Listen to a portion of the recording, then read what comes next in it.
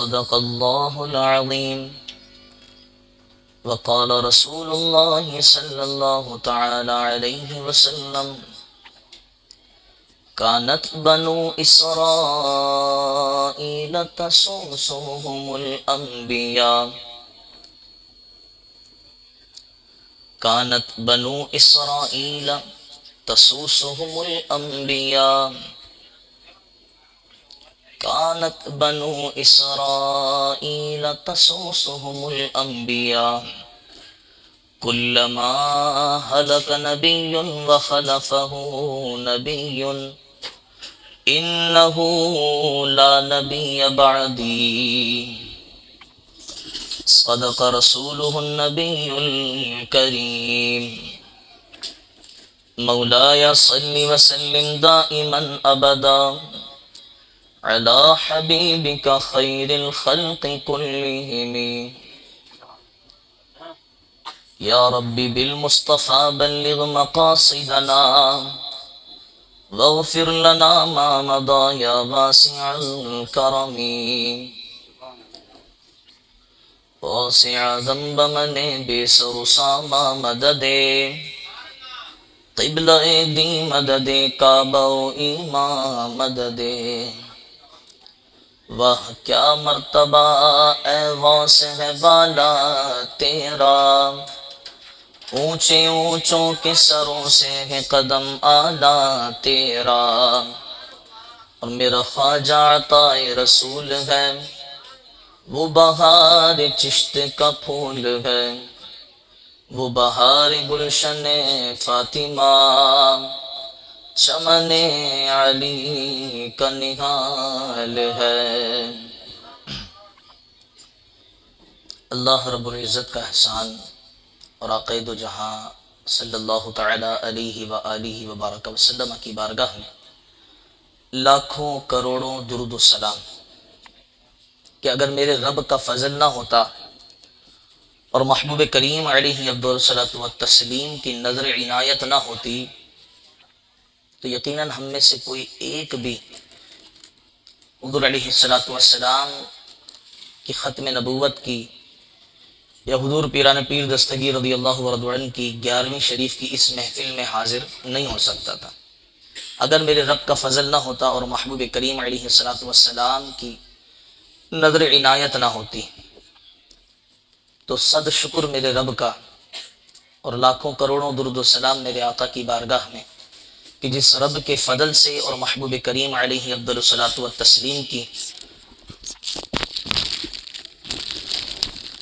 محبوب کریم علیہ افضل الصلاۃ والتسلیم کی خصوصی عنایت سے ہمیں یہ مبارک محفل نصیب ہوئی. اب اس محفل کے نصیب ہونے پر یہاں اسٹیج والے بھی اور یہاں سے لے کے وہ آخر تک جو فرش پہ بیٹھے وہ بھی اب سب ایک زبان ہو کر رب تعالیٰ کی بارگاہ میں شکر ادا کریں. الحمدللہ. جی جناب. لئن شکرتم لازیدنکم. تم شکر کرو، اللہ رب العزت تمہاری نعمتوں میں اضافہ کرے گا. اور نعمتوں میں میں یہ سمجھتا ہوں حضور والا، نعمتوں میں سب سے بڑھ کر نعمت یہی ہے کہ ہم حضور کی ختم نبوت کا ذکر کریں.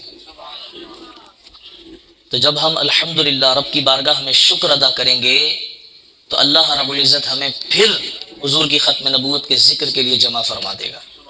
پھر ہم شکر ادا کریں گے تو پھر رب باری تعالی ہمیں پیارے آقا کی ختم نبوت کے ذکر کے لیے جمع فرما دے گا. بہرحال اللہ رب العزت کا احسان، رب کی بارگاہ میں شکر کہ ہم جمع ہوئے. اب چونکہ نعت خوانی کا سلسلہ بھی کافی دیر سے چل رہا تھا اور ماشاءاللہ سے ہمارے نقیب حسان قادری، اب ایسی نقابتیں اور ایسی نعت خوانیاں ہونا تو پھر مقرر جو ہوتے ہیں تقریر کرنے والے وہ سوچتے ہیں یار اب ہم تقریر کیسے کریں گے، اور ایسے معاملات ہوں کہ اگر موسم بھی اتنا خراب ہو اور طبیعت بھی ناساز ہو. کہ جو لوگ بیٹھے ہیں اگر انہیں دیکھا ہو تو کل سے میں نے نماز نہیں پڑھائی تھی مسجد میں، اور ابھی عشاء کی نماز بڑی مشکل سے میں نے پڑھائی، تو طبیعت بھی ناساز ہے. دعا فرمائے اللہ رب العزت شفا کاملہ نصیب فرمائے. حضور علیہ الصلوۃ والسلام کی ختم نبوت، میرے کریم آقا علیہ الصلوۃ والسلام کی شان میں اللہ رب العزت نے قرآن کریم میں آیت مقدسہ نازل فرمائی، ما کان محمد ابا احد من رجالکم ولکن رسول اللہ وخاتم النبیین۔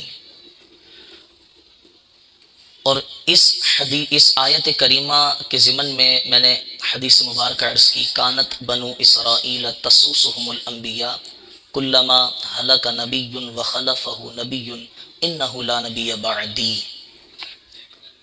اللہ رب العزت نے فرمایا ما کان محمد ابا احد من رجالکم، کہ نہیں ہے محمد صلی اللہ علیہ وسلم ابا احد، تم میں سے کسی ایک کے باپ، من رجالکم کسی ایک مرد کے باپ، ولیکن اور لیکن رسول اللہ اللہ کے رسول ہیں، اور وخاتم النبیین اور نبیوں میں سب سے آخر میں تشریف لانے والے ہیں۔ یہ اللہ رب العزت نے بیان فرمایا۔ پھر اس کے بعد میرے کریم آقا علیہ السلام کی ایک حدیث مبارکہ جو میں نے تلاوت کی، کانت بنو اسرائیل تسوسهم الانبیاء، کہ بنی اسرائیل کے سارے نبی سیاسی تھے، بنی اسرائیل کے سارے نبی سیاسی تھے، کلما ہلک نبی وخلفہ نبی، اور جب کوئی نبی دنیا سے چلے جاتا تو دوسرا جو نبی آتا وہ اس کا خلیفہ ہوتا، اس کا نائب ہوتا، انہ لا نبی بعدی، لیکن میرے بعد کوئی نبی، شروع سے آخر تک سب ایک زبان ہو کر کہیں کہ اللہ کے رسول نے فرمایا میرے بعد کوئی نبی نہیں آئے گا۔ یہ جو ختم نبوت کا اتنا ذکر ہوا نا، اس کے سر فہرست اگر ہم کسی کی بارگاہ میں اپنے سروں کا نذرانہ پیش کریں نا کسی کے قدموں میں، تو یقیناً سیدنا صدیق اکبر رضی اللہ تعالیٰ عنہ کی ذات مقدسہ ہے۔ یہ انہی کے طفیل ہے کہ ہم ختم نبوت کا ذکر کر رہے ہیں، اور پھر ان سے چلتے چلتے چلتے چلتے ہم جب پاکستان میں آ گئے، پاکستان بن گیا، اور پاکستان بننے کے بعد اگر ہم کسی کے قدموں میں اپنے سر پیش کریں تو یقیناً اس میں سر فہرست ہمارے علماء قبلہ مولانا امام شاہ احمد نورانی صدیقی نور اللہ مرقدہ کی ذات مقدسہ ہے، سر فہرست، کہ جنہوں نے ختم نبوت پر پہرا دیا۔ اور پھر اس کے بعد مولانا عبدالستار خان نیازی رحمۃ اللہ تعالی علیہ، علامہ محمد علی رضوی رحمۃ اللہ تعالی علیہ، علامہ ذاکر سیالوی رحمۃ اللہ تعالی علیہ۔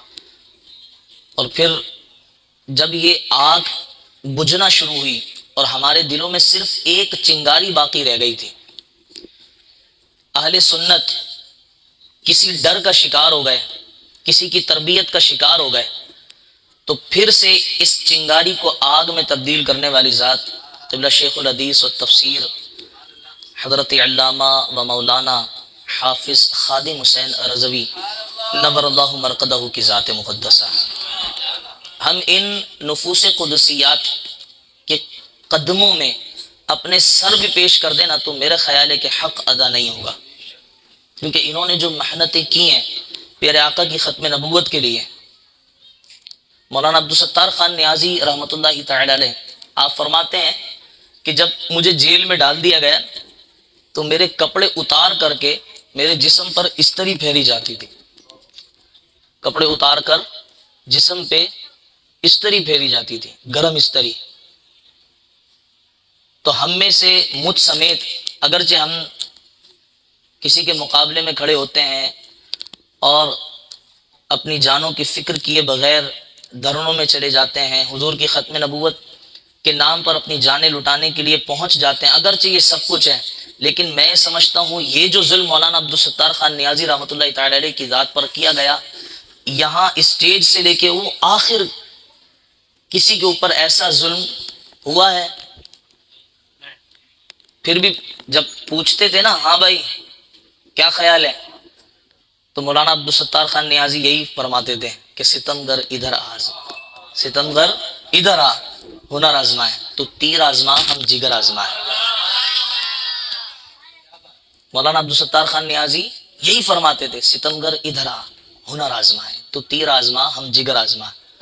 یہ ان کی ختم نبوت کا پیرا تھا. اور قبلہ بابا جی رحمۃ اللہ تعالی علیہ آپ فرماتے ہیں کہ مجھے اوپر کے فلور سے پولیس والے گھسیٹ کر لے کر آ رہے ہیں. میں ان سے کہہ رہا ہوں کہ یار نہ کرو، میں چل نہیں سکتا. بولا نہیں بابے تو چل سکتا ہے، تو جھوٹ بولتا ہے. اب جب تک تو کھڑا نہیں ہو جاتا ہم تجھے گھسیٹیں گے. تو بابا جی فرماتے ہیں میں ہنسنے لگا. پولیس والے پریشان بولے بابے کو ہم گھسیٹ رہے ہیں، سیڑھیوں سے نیچے گھسیٹتے ہوئے لا رہے ہیں اور یہ بابا ہنس رہا ہے. قبلہ بابا جی سے پوچھا پولیس والوں نے، بابا جی کیا مسئلہ کیا ہے؟ آپ کو گھسیٹ رہے ہیں جناب، آپ کو چوٹ لگنی چاہیے، آپ کو تکلیف ہونی چاہیے، تو مسئلہ کیا ہے؟ آپ ہنس رہے ہیں. تو بابا جی نے فرمایا او پتروں، تم جن کی نوکری کرتے ہو نا وہ تمہیں نہیں دیکھ رہے، لیکن میں پیدا ہونے تھے. تو اتنی بہترین انداز میں اللہ رب العزت میں ختم نبوت پر پہرا دیا کہ میرے کریم، میرے محبوب، تمہاری جو اولادیں ہیں انہیں بھی یہ اولاد ہونا فطری عمل ہے. کہیں کوئی یہ نہ کہہ دے کہ جناب یہ جو نبی ہیں یہ تو انسان نہیں، یہ جو نبی ہیں یہ انسان نہیں ہے. بھائی کیوں انسان نہیں ہے؟ کیونکہ جناب والا ان کی تو اولادیں نہیں ہیں، ان کے بیٹے نہیں ہیں. اور عرب جو عرب شریف ہے نا، اب سعودی عرب ہے، عرب کا یہ قاعدہ کلیہ تھا کہ جس کے بیٹے ہوتے تھے اس مرد کو طاقتور سمجھا جاتا تھا. لوگ پھر اعتراض اٹھا دیتے کہ تم نبی کو شان والا کہتے ہو، ان کے تو بیٹے نہیں ہوئے. تو بیٹے بھی ہوئے. رب نے یہاں پر بھی اپنے محبوب کی ناموس پر پہرا دیا کہ جناب کوئی یہ نہ کہہ سکے، کوئی عیب والا نہ کہہ سکے کہ جناب تمہارا نبی تو طاقتور نہیں، معاذ اللہ، تمہارا نبی تو اتنی طاقت نہیں رکھتا کہ اس کے بیٹے ہو جائیں. رب نے بیٹے دے کر عرب کو یہ بتا دیا کہ میرا نبی بھی طاقت والا ہے، عزت والا ہے. عیب اور نبی یہ دونوں ایک جگہ جمع نہیں ہو سکتے، اور جمع ہو جائیں تو پھر وہ نبی نہیں ہو سکتا. تو یہاں رب نے یہ بھی پہرا دے دیا اپنے نبی کی شان پر، ناموس پر، کہ بیٹے بھی ہوئے. اب عرب والوں کو یہ بھی اندازہ ہو گیا نہیں طاقتور ہے. اب بیٹوں کو رب نے اپنے پاس بلایا بھی اس لیے کہ اگر بیٹے بڑے ہو جاتے تو شان برقرار رکھنے کے لیے نبوت عطا کی جاتی، اور نبوت عطا کر دی جاتی تو پھر ختم نبوت پر معاملات ہو جانے تھے، مسائل پیش آ جانے تھے. اور اگر کوئی سگے بھائی ہوتے تو پھر حضرت موسیٰ اور حضرت ہارون والا معاملہ سامنے تھا. تو اللہ رب العزت نے دیکھیں کیسا اللہ رب العزت نے معاملات طے کیے کہ آپ کی شادی ہوئی حضرت عبداللہ کی حضرت بی بی آمینہ رضی اللہ تعالیٰ عنہما سے، اور پھر آپ جب پیارے کریم آقا علیہ السلام اپنی والدہ کے شکم میں آئے، پیٹ میں، تو حضرت عبداللہ رضی اللہ تعالیٰ عنہ رحلت فرما گئے. اور پھر جب حضرت آمینہ رضی اللہ تعالیٰ عنہ نے آپ کی ولادت، آپ کو جنم دیا، آپ کو پیدا کیا، تو 6 سال بعد ہی حضرت بی بی آمینہ رضی اللہ تعالیٰ عنہ بھی رحلت فرما گئی. بھائی بھی اللہ رب العزت نے نہیں دیا، بیٹے دیے تو ان کو بلا اس لیے لیا. میری باتیں سمجھ آ رہی ہیں جناب؟ زور سے سب کہتے ہیں سبحان اللہ. تاجدار ختم نبوت. اچھا بیچ میں یہ نعرہ اس لیے لگاؤں گا کہ مجھے پتہ لگتا رہے کہ آپ سو نہیں رہے. بہت نکتے والی باتیں میں کر رہا ہوں، اگر سمجھ میں آ جائیں انشاءاللہ آ ہی جائیں گی. تو اب رب باری تعالیٰ، پہلے تو یہ چیز آپ نے سمجھی کہ رب نے بھی اپنے محبوب کی ناموس پر اور ختم نبوت پر پہرا دیا ہے. یہ باتیں سمجھ میں آ گئی آپ کو؟ یہ دونوں نکتے سمجھ آ گئے؟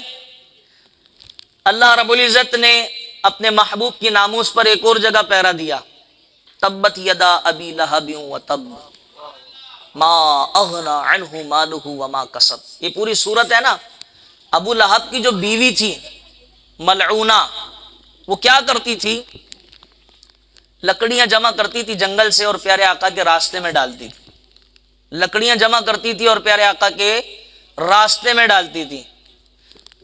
یہ جملہ بس یہاں پہ میں روک کر آپ کو تھوڑا سا اصلاح کی طرف لے کے جانا چاہ رہا ہوں کہ آپ نے سب نے، خصوصاً بچوں نے اور بڑوں نے، سب نے یہ روایت سنی ہوگی کہ بھئی ایک بوڑھی عورت تھی، وہ میرے کریم آقا پر کچرا پھینکا کرتی تھی، معاذ اللہ۔ یہ سنی ہے نا بھئی، سب نے سنی ہے؟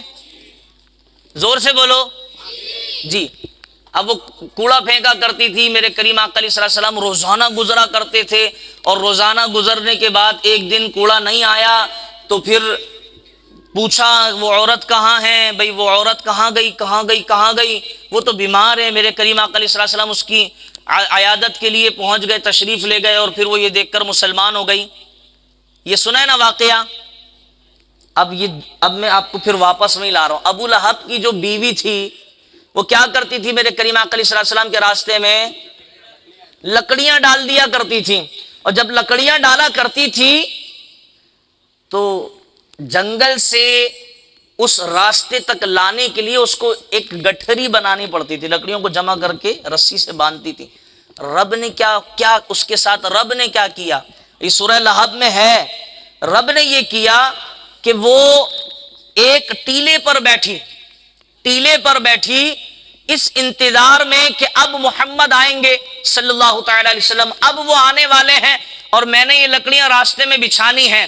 رب نے یہ کام کیا کہ جناب میں اپنے محبوب کی ناموس پر پہرا دے رہا ہوں، لکڑیوں کے وجہ سے کہ یہ راستے میں لکڑیاں بچھاتی ہے، وہ لکڑیوں سے میرے کریم کو تکلیف ہوتی ہے، میرے محبوب کو تکلیف ہوتی ہے، تو میرے رب نے ایک فرشتہ بھیجا کہ جا، یہ جو اس کے کندھے پر رسی ہے نا گٹھری کی، اس رسی کو گردن میں لپیٹ کے اس گٹھری کو گرا دے، ٹیلے سے دھکا دے دے۔ یہ سورہ لہب قرآن کی سورت ہے۔ تو فرشتہ آیا، اس نے گلے میں رسی ڈال کے اس لکڑیوں کی گٹھری کو دھکا دے دیا۔ اب ٹیلے پر ابو لہب کی بیوی کو کیا لگ گئی؟ کیا لگی؟ ذرا زور سے کہیے، پھانسی لگ گئی۔ تو یہی تو میرے کریم آقا علیہ السلام نے فرمایا، من سب نبی جان، جو نبی کی شان میں گستاخی کرے وہ واجب القتل ہے۔ یہ میرے رب نے کر کے دکھایا۔ رب کی غیرت کو یہ گوارا نہیں کہ جناب ابو لہب کی بیوی میرے محبوب کے راستے میں لکڑیاں بچھائے، محبوب کے اوپر نہیں، محبوب کے راستے میں۔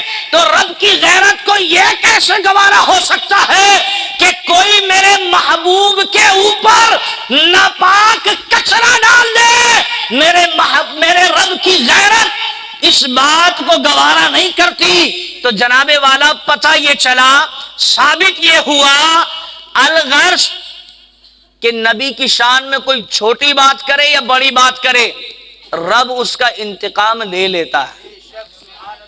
اور پھر اس واقعے کو اپنے ذہن سے نکال دیں کہ بھئی بوڑھی عورت کچرا پھینکا کرتی تھی، ایسا کسی کوئی حدیث کی کتاب میں، کوئی روایت کی کتاب میں ایسا کوئی واقعہ بیان نہیں ہوا۔ پھر اس پر میں آپ کو ایک اور سند دے دوں، اکثر احادیث مبارکہ یا واقعات آپ نے کتابوں میں پڑھے، اسکولوں کی یا دیگر کتاب میں اگر آپ نے مطالعہ کیا ہو تو آپ عموماً یہ پڑھتے ہیں کہ فلاں صحابی رسول روایت کرتے ہیں۔ کیا پڑھتے ہیں؟ فلاں صحابی رسول روایت کرتے ہیں کہ بھئی میں نے نبی کریم صلی اللہ علیہ وسلم کو یہ کام کرتے ہوئے دیکھا، یا روایت کرتے ہیں کہ میں نے رسول اکرم صلی اللہ علیہ وسلم کو یہ کہتے ہوئے سنا، یہ روایت کرتے ہیں کہ میں نے نبی کریم صلی اللہ علیہ وسلم سے یہ روایت کی، وہ مجھ سے یہ کہہ رہے تھے اور میں امت تک پیغام پہنچا رہا ہوں۔ اسی طرح آپ نے حدیث پڑھی ہے نا، یہ جو واقعہ ہے بوڑھی کچرا پھینکا کرتی تھی، اس کا راوی کون ہے؟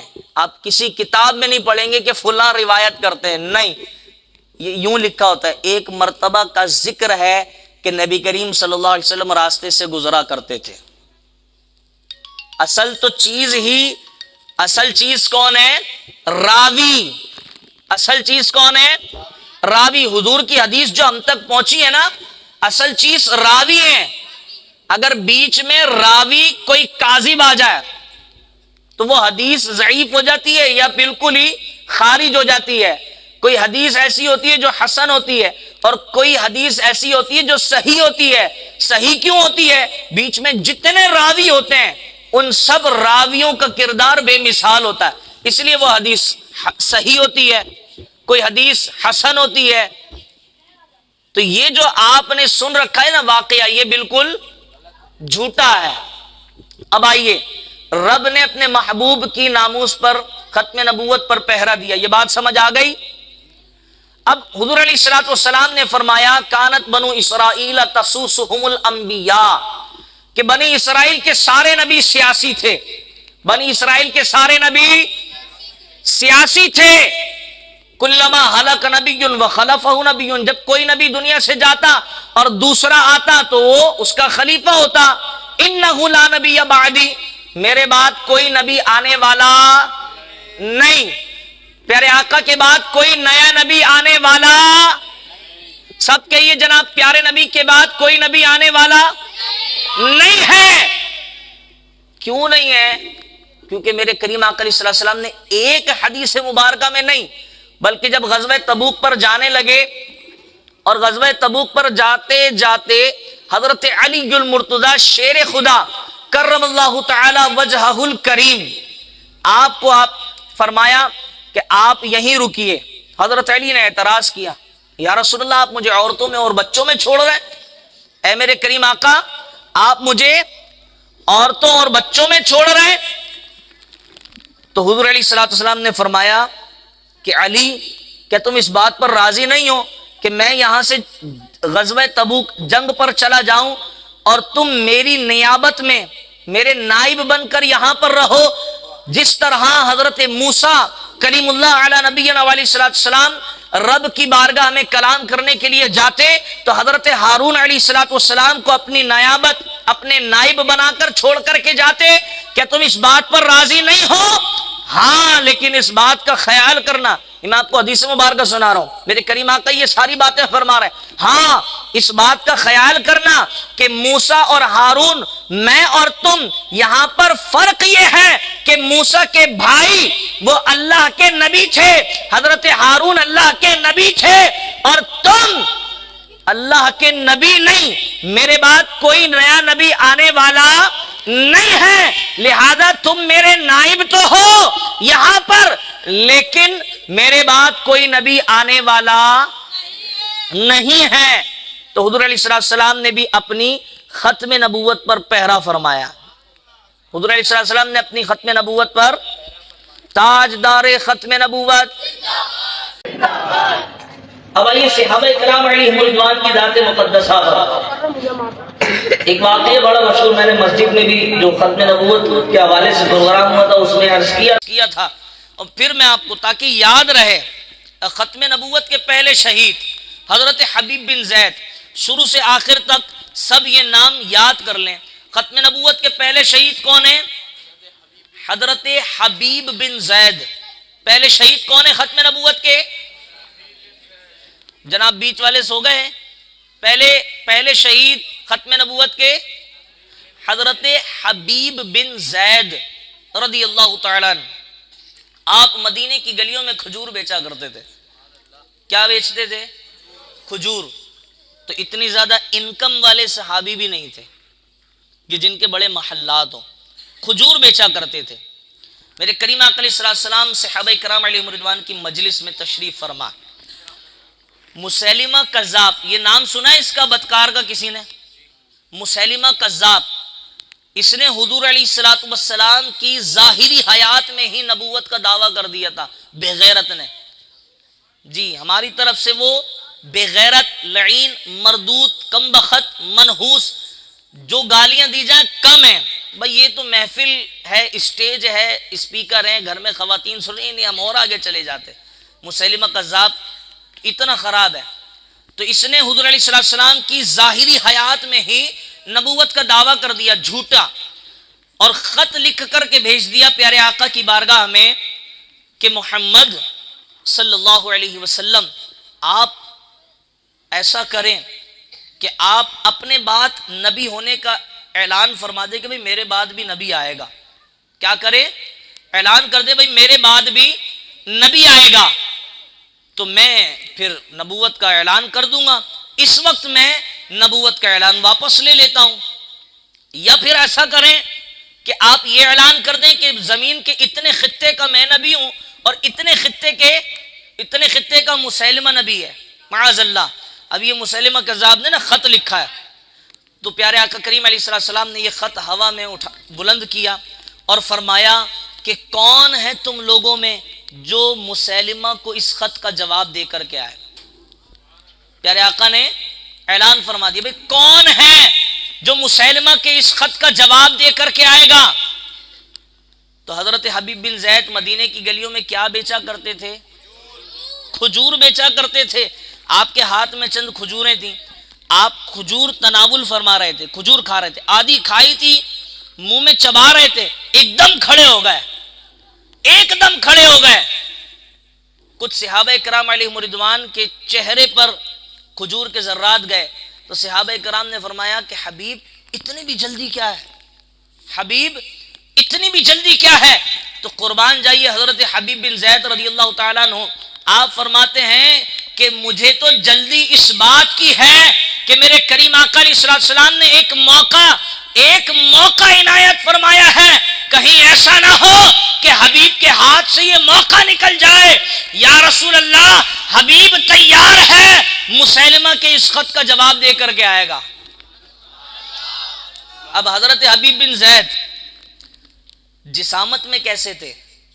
انتہائی کمزور۔ جسامت میں کیسے تھے؟ انتہائی کمزور۔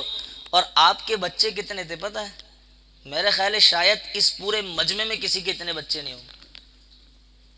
ایک روایت میں آتا ہے کہ آپ کے 12 بچے تھے، اور ایک روایت میں آتا ہے آپ کے 13 بچے تھے۔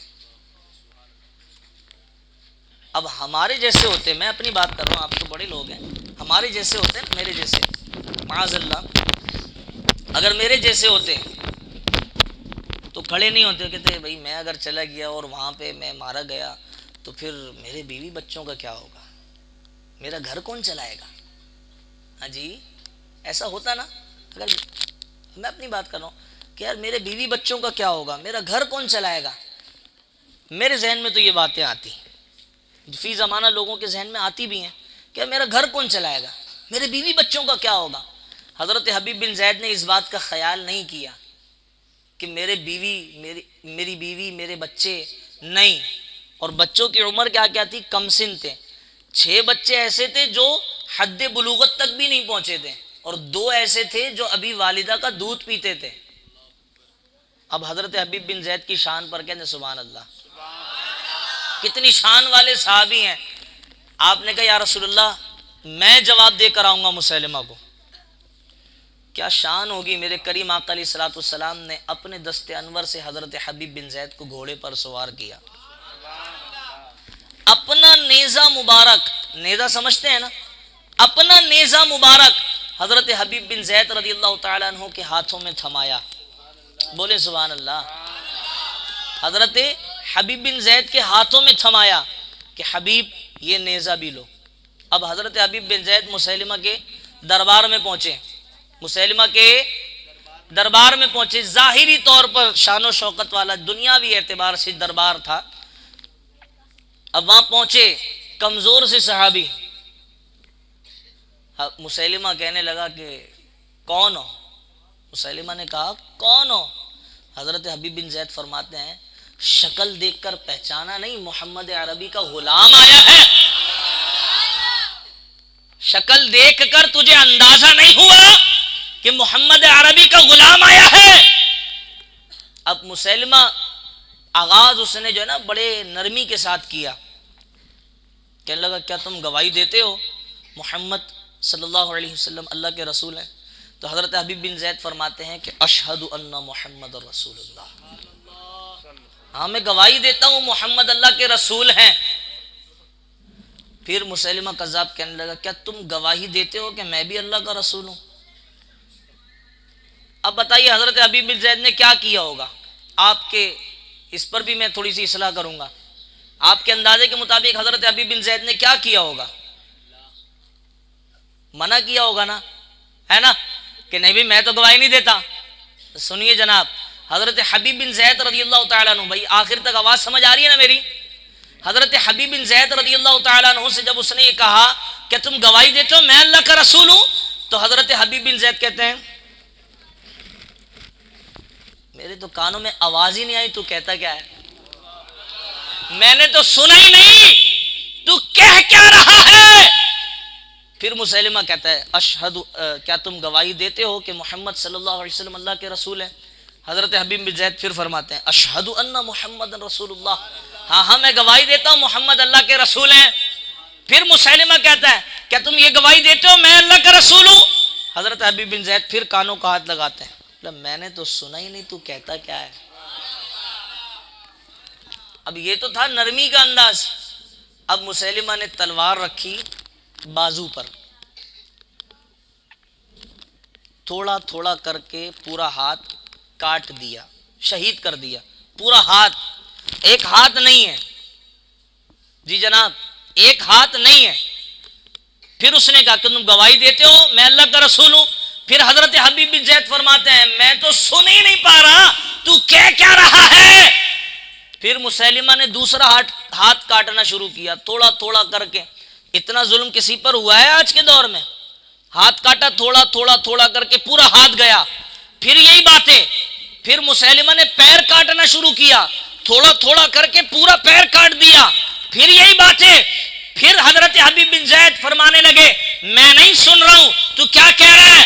بس مجھے تو ایک ہی بات سمجھ آتی ہے، انہیں جانا انہیں مانا، نہ رکھا غیر سے کام، للہ الحمد کے دنیا سے مسلمان گیا، میں تیری بات نہیں سن رہا۔ تو مسیلمہ نے پھر دوسرا پیر کاٹنا شروع کیا اور تھوڑا تھوڑا تھوڑا کر کے دوسرا پیر بھی پورا کاٹ دیا۔ جناب والا ہم تو سمجھتے ہیں آسان ہے مسلمان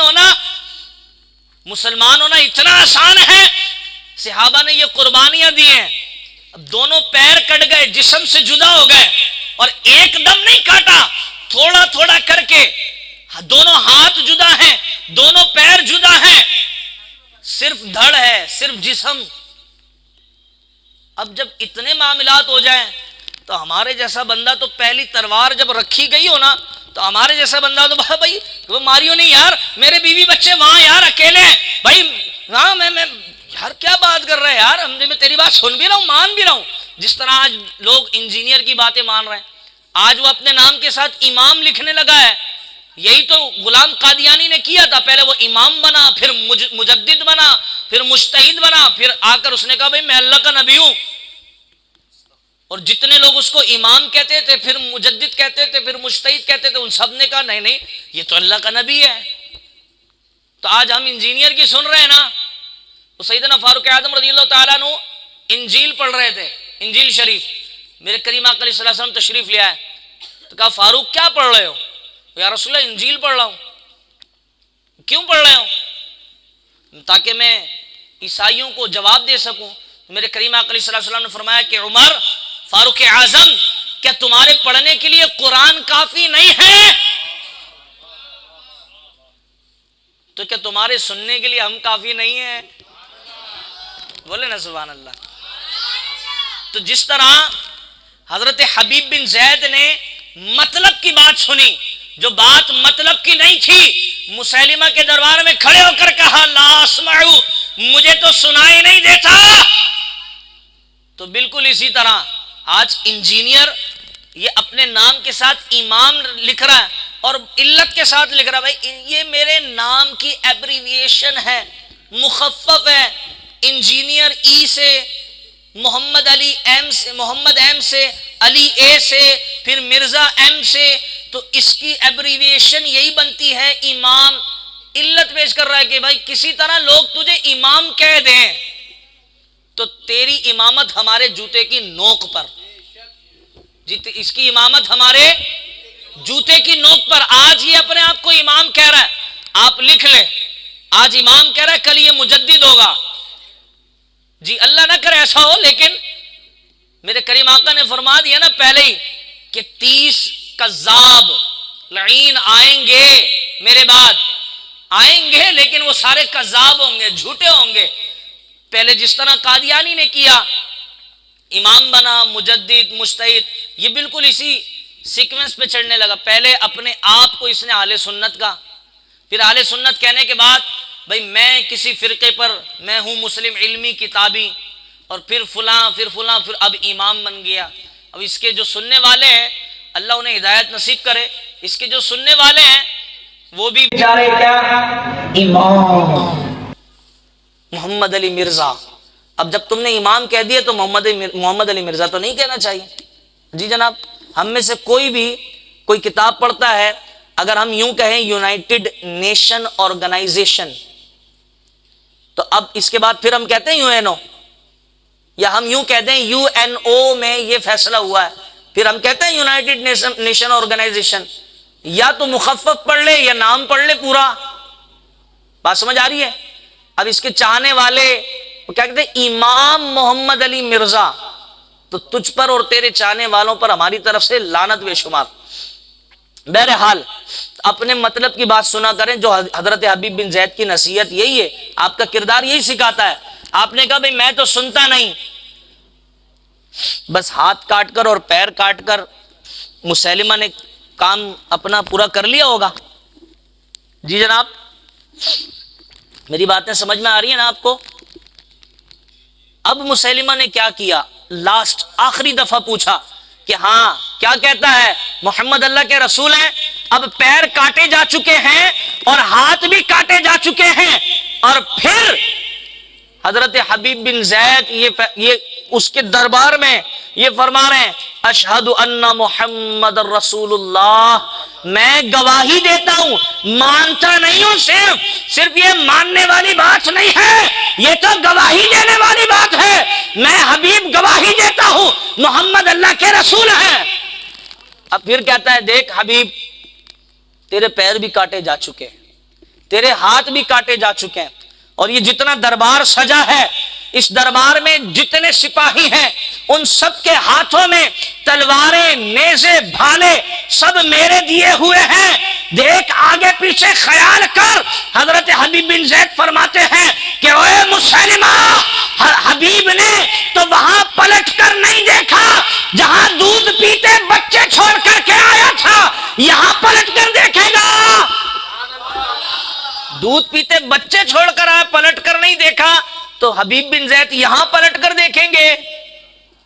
اب آخر میں کیا کیا مسیلمہ نے، حضرت حبیب بن زید کا جتنا جسم بچا تھا رضی اللہ تعالیٰ عنہ، آپ کا جسم مبارک اٹھا کر کے ابلتے ہوئے تیل میں ڈال دیا. اور لوگ آسان سمجھتے ہیں مسلمان ہونا. ابلتے ہوئے تیل میں آپ کا جسم مبارک ڈالا گیا. لیکن آپ نے اپنی زبان سے یہ نہیں نکالا کہ میرے بیوی بچوں کا کیا ہوگا، اور فلاں کا کیا ہوگا، ڈھمکا کا کیا ہوگا، میں دنیا سے چلا گیا تو ان کو پالے گا کون. بھائی جب تو دنیا میں نہیں تھا تو تب بھی دنیا پلی رہی تھی، اب جب دنیا میں آ گیا تب بھی دنیا پلے گی، جو چلا جائے گا تب بھی دنیا پلے گی. ایسا اگر ابھی بیٹھے بیٹھے اس محفل میں موت آ جائے تو کیا ہوگا، پھر بیوی بچوں کا کیا ہوگا. اور ایسا ہوتا ہے نا، صبح کام پہ نکلے واپس نہیں آئے، اب بیوی بچوں کا کیا ہوگا. زیادہ سے زیادہ کیا ہوگا، اگر جوان ہوگی تو دوسری شادی کر لے گی، اس سے زیادہ کیا ہوگا، اس سے زیادہ تو کچھ بھی نہیں ہو سکتا ہے نا. اگر با کردار ہوگی، با کردار نہیں ہوگی تو واللہ تعالی علم، سبھی جانتے کیا کیا کرے گی.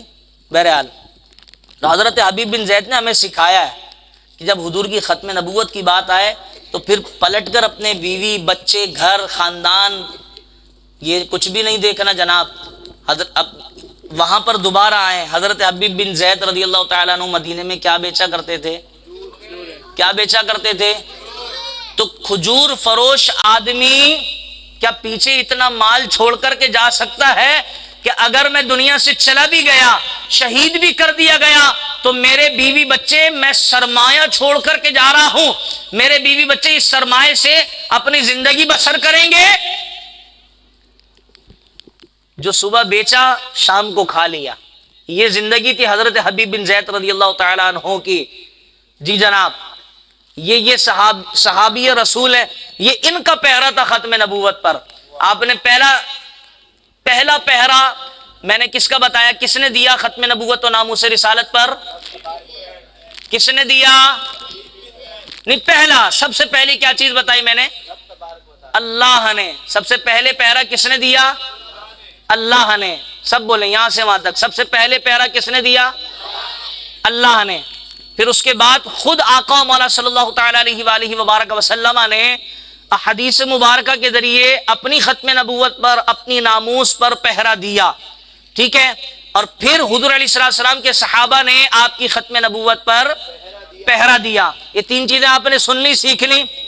اب جو آپ کی محفل کا پوسٹر تھا اس پہ لکھا ہوا تھا ختم نبوت، اور نیچے لکھا تھا بس سلسلہ بڑی 11ویں شریف، تو حضور غوث پاک کا ذکر نہ ہو تو ہماری محفل ادھوری ہے پھر آج کی۔ ہاں، اب میں یہ بتا دوں کہ بھئی حضور غوث پاک نے بھی پیارے آقا کی ختم نبوت پر پہرا دیا۔ اب جو پیر خانقاہوں میں دبک کر بیٹھے ہیں اور اپنے آپ کو بڑا صوفی کہتے ہیں کہ بھئی ہم تو حضور غوث پاک کے ماننے والے ہیں، تو جناب حضور غوث پاک نے خانقاہ سے نکل کر رسم شبیری ادا کی ہے۔ ہاں جی، خانقاہ سے نکل کر رسم شبیری ادا کی ہے۔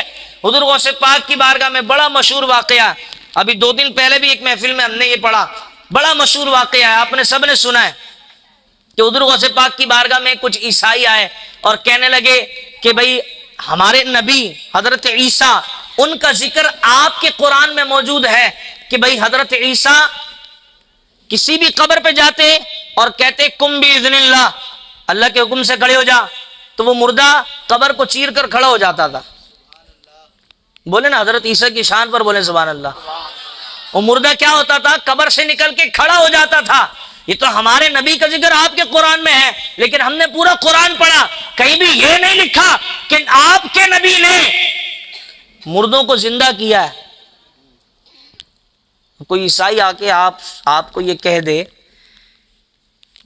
کوئی عیسائی آ کر آپ کو یہ کہہ دے کہ ہمارے نبی نے تو مردوں کو زندہ کیا، آپ کے پاس کوئی ایک دلیل ہے کہ آپ کے نبی نے کسی مردے کو زندہ کیا؟ ہم دلیل بھی دیں گے، لیکن میں آپ سے سوال کر رہا ہوں، آپ وہاں چکرا جائیں گے یار یہ کیا؟ اور واقعی قرآن میں ہے نا بھئی حضرت عیسیٰ علیہ السلام مردوں کو زندہ کیا کرتے تھے، آپ کا معجزہ تھا، آپ کو پتہ ہے نا سب کو۔ حضرت عیسیٰ کا معجزہ کیا تھا؟ آپ مردوں کو زندہ کیا کرتے تھے، اور آپ جو بالکل پیدائش کے ساتھ ہی نابینا ہوتے تھے نا، جن کی آنکھوں کی روشنی شروع سے ہی پیدائش کے ساتھ ہی نہیں ہوتی تھی، آپ اس کی آنکھوں پہ ہاتھ پھیرتے تو آنکھوں کی روشنی آ جایا کرتی تھی۔ اور برس کا مرض جو ہوتا ہے جی، آپ حضرت عیسیٰ علیہ السلام اس پہ ہاتھ پھیرا کرتے تھے تو برس کے مرض سے حکم کیا ہے کہ بھائی جہاں پہ یہ مرض دیکھو اس سے دور بھاگو، لیکن حضرت عیسیٰ علیہ السلام کیا کرتے کہ ہاتھ پھیرتے اور وہ مرض ٹھیک ہو جایا کرتا تھا۔ یہ سارے معجزات حضرت عیسیٰ علیہ السلام کے ہیں نا۔ اور کوئی عیسائی آ کر آپ سے یہ کہہ دے کہ بھئی ہمارے نبی نے تو مردوں کو زندہ کیا ہے، آپ کے نبی نے مردوں کو زندہ کیا، اب آپ کیا کہیں گے؟ ہے کسی کے پاس جواب؟ بھئی امام صاحب نے کیا کہہ دیا، یہ تو ہم چکرا گئے یار، واقعی یہ بات تو ہے اور ایسا ہی ہے، ایسا ہی ہے۔ اب سنیے میرے کریم آقا علیہ السلام، پھر میں حضور غوث پاک پہ آ رہا ہوں اس کا جواب سنانے کے بعد آپ کو۔ میرے کریم آقا علیہ السلام نے جو شان پائی ہے نا، بولیں سبحان اللہ۔ اب ضروری تو نہیں پورا جسم زندہ کیا جائے، اگر ایسا موقع آتا تو میرے کریم آقا زندہ ضرور کرتے، لیکن ایک صحابی رسول آئے مردے کے لیے، تو یہ سمجھ میں آ رہا نا یار، اس کا کنکال اسکیلیٹن ڈھانچہ وہ قبر میں پڑا ہوگا، جی جناب۔ اگر ڈھانچہ نہیں بھی ہوگا تو کیا ہوگا؟ ایک ریڑھ کی ہڈی میں نا ایک ایسی باریک سی، ایک بالکل باریک، جو خوردبین یعنی مائکرو اسکوپ سے بھی شاید نہیں دیکھی جا سکتی، ایک ایسا نقطہ ہے ریڑھ کی ہڈی میں، جب سب کچھ گل جاتا ہے نا، یہ نقطہ نہیں گلتا، اور یہ بروز محشر اسی کے ذریعے سب جمع کیے جائیں گے۔ علم اضافہ ہوا نا، ریڑھ کی ہڈی میں نیچے کی طرف ایک باریک سی ہڈی ہے نقطے جیسی، وہ نہیں گلے گی قبر میں، سارا جسم گل جائے، ایک ایک ہڈی گل جائے، لیکن وہ ہڈی موجود رہے گی، اور بروز محشر اس ہڈی کے ذریعے پورا جسم جمع ہوگا اور وہاں پہ کھڑا کیا جائے گا۔ تو اب کسی بھی مردے کو زندہ کرنے کے لیے اتنا تو سمجھ آ رہا ہے کہ یار وہ ریڑھ کی ہڈی میں وہ چیز تو ہے، لیکن میرے کریم آقا علیہ السلام کی شان پر قربان جائیں، جو چیز نہیں ہے وہ کر کے دکھا دی۔ بولے سبحان اللہ۔ ایک صحابی رسول اللہ، یا رسول اللہ میری آنکھ پھوٹ گئی، آپ مجھے بتائیں، آپ نے یوٹیوب پر یا کہیں پر اس طرح کی ویڈیوز دیکھی ہوں، آنکھ پر کوئی چیز لگ جائے تو پانی رکتا ہے کہیں؟ آنکھ کا پانی کہیں رکتا ہے؟ بہہ گئی ختم جی، آنکھ کا پانی رکتا ہے کہیں؟ سائنس سے بات، سائنس کی دور ہے، آنکھ کا پانی رکتا ہے کہیں؟ بولی جناب۔ آنکھ اگر کسی کی پھوٹ جائے تو وہ مشہور ہے نا بھئی، یہ آنکھ بہہ جانی ہے، یہ آنکھ بہہ جانی ہے۔ پھر اس کے مقابلے میں ڈاکٹرز کیا کرتے ہیں؟ نقلی آنکھ، پتھر کی آنکھ لگاتے ہیں۔ ایسا ہوتا ہے نا، آپ نے کئی لوگوں کو دیکھا بھی ہوگا کہ پتھر کی آنکھ لگی ہوئی ہوتی ہے، ایک آنکھ الگ ہے، ایک آنکھ الگ ہے، بچوں کو ڈرانے کے لیے بھی کہتے ہیں، دیکھا انکل کو دیکھو۔ تو ایسا کہ آنکھ بہہ گئی تو بہہ گئی، اب اس آنکھ کا نام و نشان نہیں ہے۔ میرے کریم آقا علیہ السلام نے لعاب دہن اپنے انگشت مبارک پر لگایا، اور لگانے کے بعد اس صحابی رسول کی آنکھ پر پھیرا، صحابی رسول کی آنکھ پر پھیرا۔ کہیں کسی کتاب میں یہ نہیں لکھا ہوا کہ وہ جو پانی بہہ رہا تھا اس کو سمیٹ کر آنکھ میں ڈالا پھر پھیرا، نہیں جناب، یہ الفاظ ہیں حدیث کے کہ میرے کریم آقا علیہ السلام نے لعاب دہن اپنی انگلیاں مبارک پر لگایا، اور وہ انگلیاں وہ صحابی رسول کی آنکھ پر پھیری۔ وہ صحابی رسول فرماتے ہیں کہ میں یہ جو آنکھ میری سلامت تھی، اس سے تو کچھ نظر نہیں آتا، جہاں میرے کریم آقا نے انگلیاں پھیری ہیں، لعاب دہن لگایا ہے، وہ جس کا وجود ختم ہو چکا تھا، اس سے زیادہ تیز اور اچھا مجھے اس آنکھ سے نظر آتا ہے۔ تو مردے کو زندہ کرنے کے لیے تو کوئی چیز تو ہے، لیکن آنکھ کی بینائی واپس کرنے کے لیے کوئی چیز ہی نہیں ہے۔ اگر کہیں سے بینائی لوٹایا کرتے تھے تو آنکھیں تو تھی، یہاں تو آنکھ بہہ چکی ہے، ختم ہو چکی ہے، مردہ ہو چکی ہے، لیکن قربان جائیے میرے کریم آقا علیہ السلام کی شان پر کہ آپ علیہ السلام اس ختم جس کا وجود نہیں، ادھر ہاتھ پھیر رہے ہیں اور وہ نظر آ رہی ہے۔ بولے سبحان اللہ۔ آخری باتیں، تھکے تو نہیں آپ؟ تاجدار ختم نبوت من سب نبیًا من سب نبیًا، یہ حدیث مبارکہ آپ کو ثواب ملتا ہے اس کا نا، جب یہ حدیث مبارکہ آپ پڑھتے ہیں نا، پوری حدیث مبارکہ میں آپ کو سنا دوں، من سب نبیًا فاقتلوہ ومن سب اصحابی فجلدوہ وفضربوہ، یہ پوری حدیث مبارکہ۔ جو کسی نبی کے بارے میں بات کرے وہ واجب القتل ہے، اسے کاٹ کے رکھ دیا جائے، اور جو کسی صحابی کے بارے میں بات کرے اسے درے لگائے جائے، کوٹا جائے، یہ چیز جیسی۔ تو بہرحال حضور غوث پاک کی بارگاہ میں ایک نصرانی آ گئی، عیسائی، کہ جناب ہمارے نبی تو، اب آپ میں سے یقیناً کوئی معذرت سمجھانے کے لیے کہہ رہا ہوں، کوئی اتنا باکرامت تو نہیں، میں بھی نہیں، یہ حضرت ہوں گے تو پتہ نہیں، اتنا نہیں کہ ہم کسی قبر پہ جا کر کے کھڑے ہوں، اور اس کو بعد میں کرنا، اس کو بعد میں کرنا بیٹا، اچھا ڈال دے۔ بولے سبحان اللہ، بڑی بات ہے، پنجاب میں دیکھا یہ تقریر میں بھی پیسے آتے ہیں، لفافے میں ڈال لیتے ہیں۔ بہرحال تو ہم میں سے کوئی اتنا باکرامت تو نہیں کہ کسی عیسائی کو جواب دینے کے لیے کسی قبر پہ چلے جائے، چلو آؤ میں بھی زندہ کر کے دکھاتا ہوں، ہے کوئی اتنا باکرامت؟ جی جناب کوئی بھی نہیں ہے، لیکن حضور غوث پاک کی بارگاہ میں عیسائی آ گئے، ہمارے نبی نے تو مردہ زندہ کیا، آپ کے نبی نے کیا، آپ کے نبی نے کیا مردہ زندہ، یہ تو حضور غوث پاک کی شان ہے۔ اور پھر میں آپ کو آگے سناؤں گا، حضور غوث پاک نے فرمایا کہ بھائی تم نبی کی بات کر رہے ہو، نبی تو بہت بلند و بالا ہے، نبی کی شان تو بہت افضل و اعلیٰ ہے، تم ہمارے نبی کی کیا بات کر رہے ہو؟ چلو مجھے کسی قبرستان میں لے کر کے چلو، جس قبر پہ چاہو وہاں لے کر کے چلو، اور اس قبر پہ جانے کے بعد تم بتاؤ اس مردے کا کیا کرنا ہے، عیسائی لے گئے، چلیے آپ بڑا دعویٰ کر رہے ہیں، آئیے دلیل پیش کیجیے۔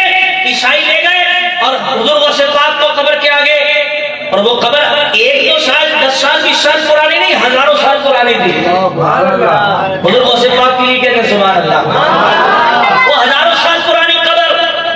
حضور غوث پاک نے فرمایا کہ آپ کے نبی، ہمارے بھی نبی ہیں حضرت عیسیٰ، کیا کہہ کر مردہ زندہ کیا کرتے تھے؟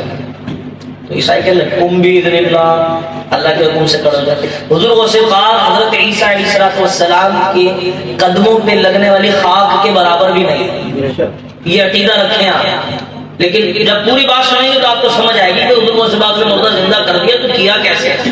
آپ نے فرمایا کیا کہہ کر حضرت عیسیٰ مردہ زندہ کیا کرتے تھے؟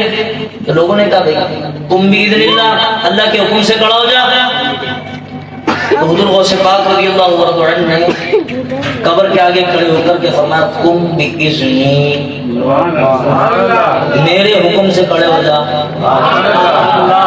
یار جیسی شان حضور غوث پاک کی، حضور غوث پاک نے کہا قم باذنی، میرے نام سے میرے حکم سے کھڑا ہو جا۔ اب لوگ کہیں کہ یار یہ تو بھائی حضور غوث پاک نے اپنا نام کروانے کے لیے کیا میرے نام سے؟ اگر نبی کی شان کے لیے جاتے تو کہتے نا تم میرے آقا و مولا کے حکم سے کھڑا ہو جا، یہ کیوں کہہ رہے قم باذنی؟ جی جناب، اس پر تو ہم نے حضور غوث پاک رضی اللہ عنہ کے نام لیوا، حضور غوث پاک رضی اللہ عنہ کے نام لیوا اس دور کے مرد قلندر خادم حسین رضوی کی یہ سیرت دیکھی کہ کوئی یہ کہہ دیتا محفل میں کہ خادم حسین رضوی زندہ باد، تو بابا جی فرماتے تھے نا پتر نا، نعرے مالکوں کے لگتے ہیں، کتوں کے نعرے نہیں لگتے۔ تو پھر یہ کیسے ممکن ہے کہ حضور غوث پاک کی سیرت پر چلنے والا اپنا نعرہ نہ لگوائے؟ حضور غوث پاک نے جب اس مردے کو زندہ کیا تو اپنے نام کے لیے نہیں، حضور غوث پاک کے گزر جانے کے سینکڑوں سال بعد خادم حسین رضوی اپنا نام نہیں کرنا چاہتے۔ ان کے تقوی کا عالم یہ ہے، یہ حضور غوث پاک کے در کے غلام، ان کے تقوی کا عالم یہ ہے کہ نہ بھائی نہ، میرے نام کا کیا ہے، نام تو مالکوں کا ہے۔ ان کے تقوی کا یہ عالم ہے، تو بتائیے حضور غوث پاک اپنا نام کرنا چاہتے تھے؟ حضور غوث پاک اگر خانقاہ سے نکل کر گئے تو صرف اس وجہ سے کہ تم میرے آقا و مولا کی ختم نبوت پر سوال اٹھاتے ہو۔ آج دیکھو میں عبد القادر اپنے آقا و مولا اپنے نانا جان کی ختم نبوت پر پہرا دے کر کے بتاؤں گا کہ آقا و مولا ان کی خاتمیت تو اس مقام کی ہے کہ ان کی ختم نبوت کا صدقہ غوث اعظم بھی مردے زندہ کیا کر سکتا۔ جی جناب، یہ کوئی کہہ رہے کہ یہ تو حضور غوث پاک نے یہ کیا بولی قم باذنی، اپنے حکم نہیں جناب، اس وقت کا تقاضا تھا، حضور غوث پاک کا یہ عمل وقت کا تقاضا تھا کہ آپ نے یہ کرنا تھا۔ اور گویا کہ میرا وجدان یہ کہتا ہے جب آپ خانقاہ سے نکلے ہوں گے نا تو آپ نے اپنے آقا مولا اپنے نانا جان کی بارگاہ میں ہاتھ بڑھا دیے ہوں گے، یا رسول اللہ میں وہی عبد القادر ہوں جس کے لیے آپ تشریف لے آئے تھے اور آپ نے میرے منہ میں 7 مرتبہ لعاب دہن ڈالا تھا۔ سبحان اللہ، کہ عبد القادر تم تقریر کیوں نہیں کرتے؟ عبد القادر تم تقریر کیوں نہیں، خطاب کیوں نہیں کرتے؟ یا رسول اللہ میری زبان اور ہے، میں تو عجمی ہوں، یہ سارے عربی ہیں، مجھے تو اتنی عربی فصیح و بلیغ زبان نہیں آتی۔ میرے کریم آقا نے فرمایا عبد القادر منہ کھولیے، 7 مرتبہ اپنا لعاب دہن حضور غوث پاک کے منہ میں ڈالا۔ بولے سبحان اللہ۔ سو گئے، صبح اٹھے، پھر تھوڑی سی جھجک تھی کہ میں پتہ نہیں کر سکوں گا۔ حضرت علی تشریف لے آئے۔ جب حضرت علی آئے تو حضرت علی رضی اللہ تعالیٰ عنہ، بس یہ میری بات آخر ختم ہو رہی ہے چونکہ آپ تھک گئے، مجھے اندازہ ہے، اور صبح ورکنگ ڈے ہے، بھائی مجھے آپ ٹچ نہیں کرو گے نا، میں تو چلا رہا ہوں مساجد۔ بہرحال حضرت علی رضی اللہ تعالیٰ عنہ تشریف لے آئے۔ عبد القادر منہ کھولیے، سبحان اللہ، عبد القادر منہ کھولیے، حضرے والا کھول دیا۔ میرے کریم آقا نے 7 مرتبہ لعاب دہن منہ میں ڈالا تھا، تو مولا کائنات رضی اللہ تعالیٰ عنہ نے 6 مرتبہ لعاب دہن منہ میں ڈالا۔ سیدنا شیخ عبد القادر جیلانی حضور غوث پاک نے عرض کر لی کہ بابا جان آپ آلے نبی اولاد علی ہے نا بابا جان، کیا وجہ ہے کریم آقا 7 مرتبہ لعاب دہن ڈال کر کے گئے اور آپ 6 مرتبہ ڈال کر کے جا رہے ہیں؟ تو حضرت علی نے فرمایا عبد القادر، چاہے بڑا بچہ کتنا بھی بڑا ہو جائے لیکن بڑوں سے آگے نکلنا یہ بے ادبی ہے۔ میرے کریم آقا نے 7 ڈالا تو ادب کا تقاضا یہ ہے کہ علی 6 مرتبہ لعاب دہن ڈالے گا، تو میرے بچوں بزرگوں بڑوں جتنے بھی ہیں نا، بس یہ میں شعر پڑھ کر ڈاکٹر اقبال کا بات اپنی ختم کر رہا ہوں کہ ہم نے اللہ رب العزت کی بارگاہ سے بھی سیکھ لیا، سنت میرے رب کی بھی یہ ہے کہ حضور علیہ الصلوۃ والسلام کا جو ختم نبوت کا منکر ہو یا ڈاکہ ڈالنے والا ہو اس کو فارغ کرنا ہے۔ بھائی جناب تیرا کوئی کام نہیں اس دنیا میں، جو حضور علیہ السلام کی ناموس پر حملہ کرنے والا ہو وہ بھی ہمارے نزدیک واجب القتل ہے۔ پھر ہم نے خود حضور علیہ السلام کی یہ حدیث سن لی نا، من سب نبی فاقتلوہ، جی جناب۔ پھر اس کے بعد صحابہ کرام علیہ رضوان میں سے حضرت حبیب بن زید کا بھی میں نے طریقہ انداز بتا دیا نا کہ کیا کس طریقے سے آپ نے ختم نبوت پر پہرا دیا۔ پھر حضور غوث پاک ولیوں کے بھی یہی کام ہے، جب اللہ نے پھر رسول اللہ نے اور پھر صحابہ کرام نے پھر اولیاء کرام نے سب نے حضور علیہ السلام کی ختم نبوت پر پہرا دیا ہے، تو پھر ہم اور آپ کیوں پیچھے ہو رہے ہیں؟ ہم پر اور آپ پر سب پر لازم ہے کہ جس انداز میں جس وقت حضور کی ختم نبوت کے لیے پکارا جائے تو ہم بھی میدان عمل میں نظر آئے۔ اور ہمیں جن لوگوں نے سکھایا نا، آپ سب نے یہ جملے سنے ہوں گے، یہ میری ہر محفل کے جملے ہوتے ہیں کہ آپ نے سب نے سنا ہوگا، یعنی مولویوں کا سیاست سے کیا تعلق ہے؟ یہ جملہ سنا ہے نا، یہ مولویوں کا سیاست سے کیا تعلق ہے؟ یہ ہمیں آپ یقین کریں یہ ہمیں قادیانیوں نے سکھایا، یہ تربیت ہماری قادیانیوں نے کی ہے کہ مولوی کا سیاست سے کیا تعلق ہے۔ اور امام صاحب قادیانیوں کو کیا پڑی بھائی مولویوں کو پیچھا کرنے کی؟ تو قادیانیوں کے تابوت میں 1974 میں جو کیر ٹھوکی تھی نا وہ علماء نے ٹھوکی تھی۔ 1974 میں علماء سیاست میں آئے، اسمبلی میں گئے اور اسمبلی میں جانے کے بعد قادیانیوں کی اینٹ سے اینٹ بجا کے رکھ دی تھی جی۔ تو پھر ان کمینوں نے یہ ہماری تربیت شروع کر دی، ہمارے بچوں کو بڑوں کو سب کو سکھا دیا۔ یہ مولویوں کا سیاست سے کیا تعلق؟ ان کو پتہ ہے مولوی دوبارہ سیاست میں آ گئے، جو تم کام کر رہے ہو اور تم قادیانی اپنے جن کو تم نواز رہے ہو ان کو حکومتوں میں لا رہے ہو اور ان کو تم اسمبلیوں میں لا رہے ہو، اگر علماء آ گئے سیاست میں اور پھر علماء اسمبلی تک پہنچ گئے تو جو کیل ٹھوکی تھی اس کو اور مضبوط کر دیں گے، اس لیے ہمیں سکھا رہے ہیں۔ مولویوں کا سیاست سے کیا تعلق ہے؟ مولوی تو مسجد میں اچھے لگتے ہیں، ممبر پہ اچھے لگتے ہیں، مولوی تو یا کسی محفل میں جائے تو کرسی پر بیٹھ کر بیان کرتے اچھے لگتے ہیں۔ ان کا کیا تعلق ہے کہ اسمبلی میں جا کر کے یہ قانون بنائیں اور یہ کریں وہ کریں؟ بھائی حضرت عبداللہ ابن مسعود رضی اللہ تعالیٰ عنہ مولوی نہیں تھے، صحابی رسول تھے۔ آپ نے کہا کہ بھئی ایک رسی بھی گم ہو جائے نا میں قرآن سے تلاش کر دوں گا کہ رسی ہے کدھر۔ تو ملک کے بڑے بڑے مسئلے قرآن سے نہیں نکالے جا سکتے، آپ کے ملک کی اکانومی ہو یا اور کوئی بات نہیں قرآن سے نہیں ہو سکتا، سب کچھ ہو سکتا ہے۔ قرآن تو ہر مرض کی دوا ہے، قرآن سے سارے مسئلے حل ہو سکتے ہیں۔ تو اصل کام تو پھر مولویوں کا ہوا نا، مسئلے حل کرنا۔ اور جو مولوی نے مجھے کہتے ہیں کہ امام صاحب شرعی مسئلہ کیا ہے؟ نکاح میں عام بولا ہے مولوی صاحب کو بچے کی آپ عقیقہ کریں، بھائی امام صاحب شرعی مسئلہ بتائیں، قربانی کی جانور میں عقیقے کا حصہ مل جائے گا۔ آپ کوئی کام کریں، جنازہ ہو تو مولوی صاحب، بچے کا نام رکھ رہے ہیں تو مولوی صاحب، سارے کام مولوی صاحب۔ یعنی کہ اتنا نا بند کمرے کے مسائل سے آپ آ کر نا کسی سے ڈسکس نہیں کرتے، ایسا مسئلہ ہو گیا تھا پھر کیا حکم لگے گا، ایسا ہوتا ہے نا۔ اتنا تو بھروسہ کرتے ہیں، پھر بولتے ہیں مولویوں کا سیاست سے کیا تعلق؟ ایسے مسئلے بھی مولویوں کی دامن میں لا کے ڈال دیتے ہیں، اور اتنے بڑے بڑے مسئلے بولتے نہیں یہ مولویوں سے حل نہیں ہوں گے۔ مولوی تو وہ مسئلے حل کر رہے ہیں جو آپ کے اکیلے کے کر رہے ہیں نا۔ پوچھتے لوگ آگے جو شادی شدہ میری بات سمجھ رہے ہوں گے، امام صاحب یہ ہو گیا وہ ہو گیا فلانا ہو گیا ڈھمکانا ہو گیا، اتنے بڑے بڑے مسئلے مولویوں کے پاس آتے ہیں۔ تو مولوی جو سیاست کے مسائل ہیں، جو ملک کے مسائل ہیں، مولویوں کے لیے کیا ہے؟ چٹکی، بالکل 1 منٹ کا مسئلہ ہے۔ حضرت عمر بن عبدالعزیز جب آئے نا حکومت میں، آپ وقت کے صدر بن گئے، وزیر اعظم، خلیفہ بن گئے حضرت عمر بن عبدالعزیز، تو آپ وہاں تک پہنچے، محل تک آدھی ریاست میں اسلامی نظام قائم ہو چکا تھا۔ جب صبح سو کر کے اٹھے نا، صبح سو کر اٹھے حضرت عمر بن عبدالعزیز، جب سو کر اٹھے تو جو روڈوں کے فٹ پاتھ تھے نا، بڑے بڑے سرمایہ داروں نے اپنے مال فٹ پاتھ پہ لا کے رکھ دیے تھے۔ اگر عمر بن عبدالعزیز نے حساب کتاب شروع کر دیا تو سب کو پھانسی لگ جانی ہے۔